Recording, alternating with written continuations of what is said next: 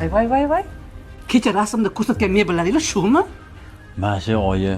Menga ham, ukamga ham yoqmadi bu mebel. Ulfatlarim oldida men obro'mga umuman to'g'ri kelmaydi. Men ham shunga olib keldim-da o'zingizni. Yur, boshqasini ko'raylik. Assalomu alaykum, kelinglar. Bizga mebel kerak edi. Eng qimmat, yaxshisi qaysi biri? Kelinglar, bormi nima? Mana buni ko'ringlar. Hozirgi eng oxirgi zamonaviy trenddagi mebellarimiz. Ana, bor ekan-ku. Mani obro'yimga, mani uyimga mos keladigani shunisiga almashtiramiz. Kecha ikkita ayol kelib sizdan mebel tanlab ketishgan ekan. O'sha mebelni shu mebelga alishtiramiz. Shuni telefon qilib aytib qo'ysiz. Tushunmadim. Kimga? Ukamni o'ylantiryapti. Kecha Xudo tomon kelib mebel tanlab ketgan ekan. Ukamga ham, menga ham, onamga ham mebel yoqmadi. Shunga shunisiga almashtirmoqchi edim. O'g'lingizni o'zi uylantiryapsizmi yo erga beryapsizmi? Nima deyapsan? Og'zingga qarab gapir. Senga nima farqi bor? Mebelingni sotsang-chi. Uylanayotgan senmi yoki ukangmi? Ukang uylanayotgan bo'lsa, senga mebel nima qizig'i bor? O'sha miyasi yaxshi rivojlanmagan ukangga borib aytib qo'ygin. Qimmat mebel tanlayotgan bo'lsa, erkak bo'lib o'zi kelib sotib olsin. Shu arzimaga matohlanadi deb yoshlarning baxti hech kimga qiziqmaydi.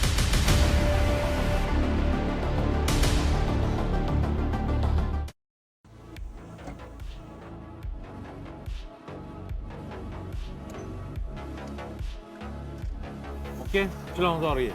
Shoshib turdim. Olib borib qo'ysangiz bo'ldi. Xo'p bo'ladi, o'tiring. Mana oka. Oke, rahmat. Mushkulimni oson qildingiz. Yo'q aka. Men ham mashinam buzilib ko'chada qolib ketganimda ko'p insonlar yordam qilgan. Yaxshilik pul bilan o'lchanmaydi. Xo'jayin, sizdan bir iltimosim bor edi. Bu oy juda pulga muhtoj bo'lib qiynalib qoldik. Oyligimni oldindan bera olasizmi? Mayli. Kech bo'versin, bir gap qilamiz, xudo xohlasa. Sen yoqqa qarab ol. Shu ukam. O'sha ayolga berib qo'y. Opa, buni sizga berib yuborishdi. O'sha insonni haqiga duo qilib qo'ygansiz.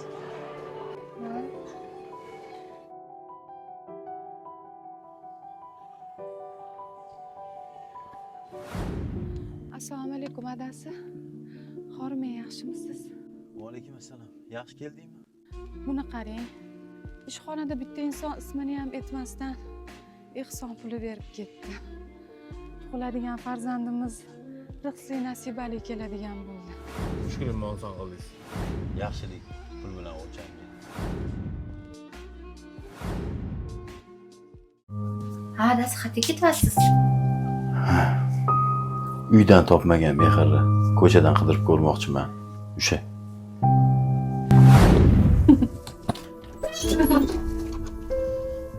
Siz Nega oching qiyin? nega ogohlantirmay keldingiz?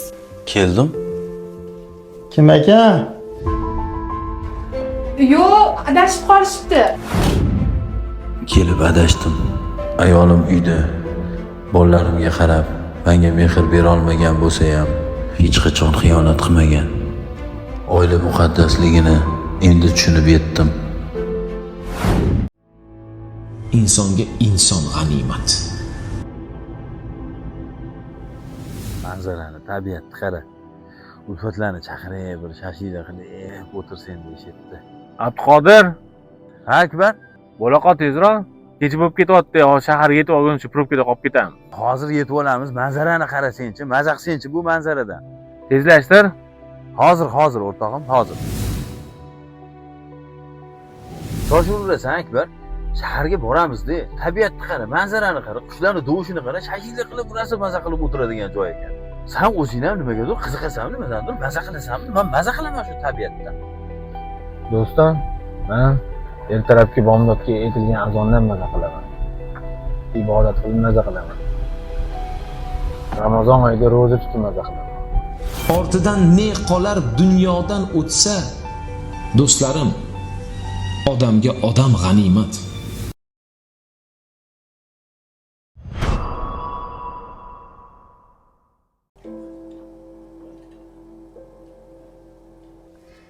Mayli adasi, yaxshi o'tiringlar, men ishga ketdim. Menga qara. Kelishingda kechki ovqatga mayda shuni olib kelarsan. Xo'p bo'ladi.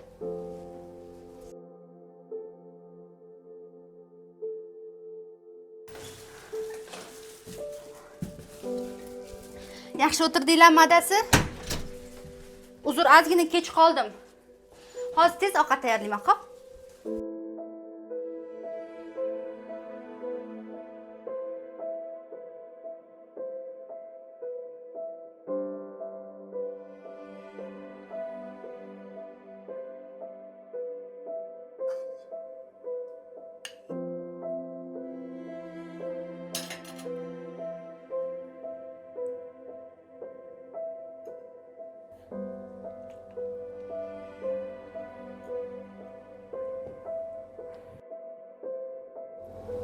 Oysha, Labbay.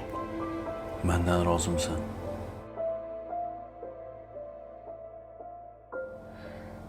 Bu nima deganingiz? Aslida siz mendan rozi bo'lishingiz kerak. Esizdami bir hadis aytgandingiz? Ayol kishi jannatga kirishi uchun bir umr erini rozi qilish kerak deb. Roziman. Mindan min roziman.